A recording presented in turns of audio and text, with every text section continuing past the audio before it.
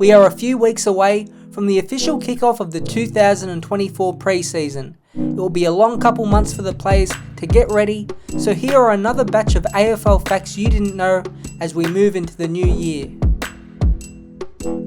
It's one of the surprise stats to come out of last season. Every year, there seems to be more players hitting the 30, if not 40 disposal mark. Nick Dacos, Tom Green, Errol Goulden, Clayton Oliver and many more were once again on the leaderboard for most disposals in a single game. One of the joint leaders was a defender. If we go back to round 11, the Hawthorn vs St Kilda game saw James Sicily hit the 43 disposal mark, ending up as the highest tally anyone reached in the season. It was his highest ranked game of the year, and in total he spent 93% of the game on the field. He was a brick wall in the Hawks' defence, which kept the Saints to just 78 points in a Hawthorn victory.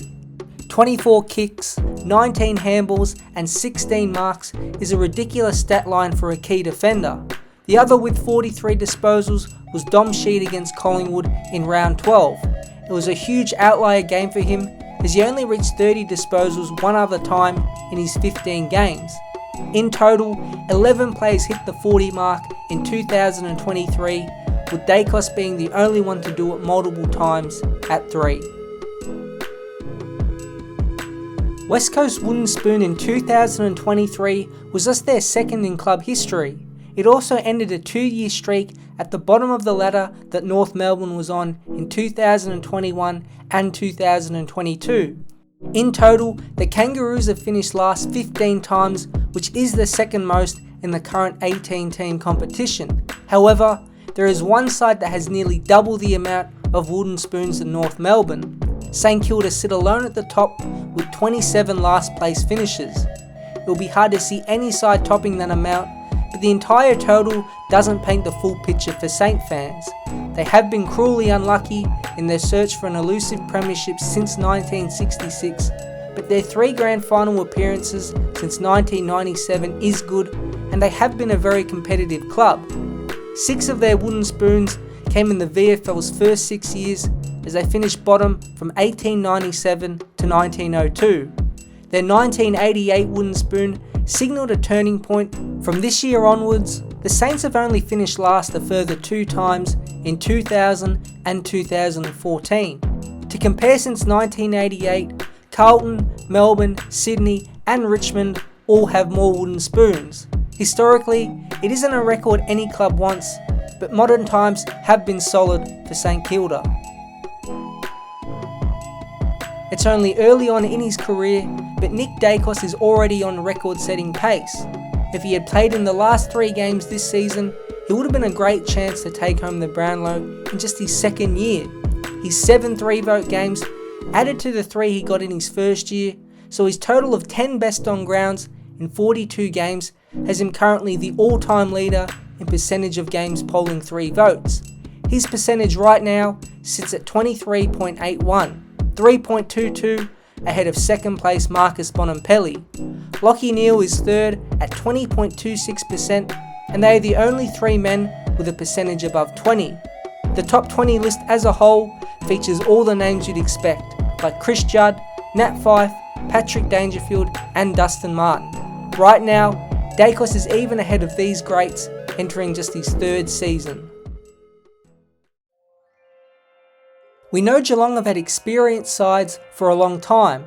They aren't afraid to take a chance on mature age players or trade in veterans from other clubs. It has worked out well for them. The top 10 oldest teams on a game day since 1959 all belong to Geelong. The crazier thing is, all the 10 lineups have been from 2020 onwards. The oldest team sits at an average age of 28 years and 206 days old. The team featured 10 players over 30 and no one under 20. It just happens to be on the 24th of September 2022 when this team was on the field. It was grand final day. The side that beat down on the Sydney Swans by 81 points wasn't just the oldest grand final winning team, but the flat out oldest ever. Norm Smith medalist Isaac Smith was 34, Joel Selwood was 34, Tom Hawkins was 34, and Patrick Dangerfield was 32.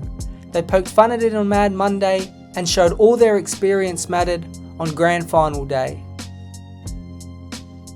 Collingwood's first place on the home and away ladder got them their 20th VFL AFL minor premiership.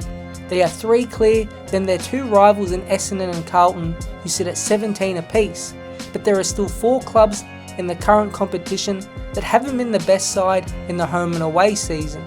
Gold Coast are still yet to appear in the top 8, while the Giants' grand final run in 2019 was set up by finishing 6th and winning 3 consecutive finals. The club with the longest streak belongs to the Western Bulldogs. Coming into the competition in 1925, almost 100 years later, the club is still yet to have the most points in a season.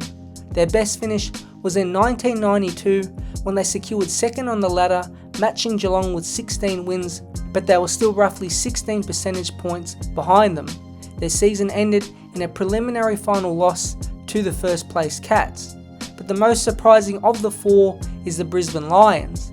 Even their 3-peat sides and the team in 2004 that made the grand final never finished first. In order, they were second in 2001, second in 2002, third in 2003, and second again in 2004.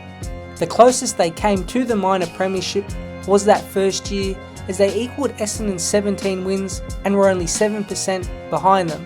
They would go on to beat that Essendon team in that year's grand final. They timed their runs the best and knew how to play and win in big finals.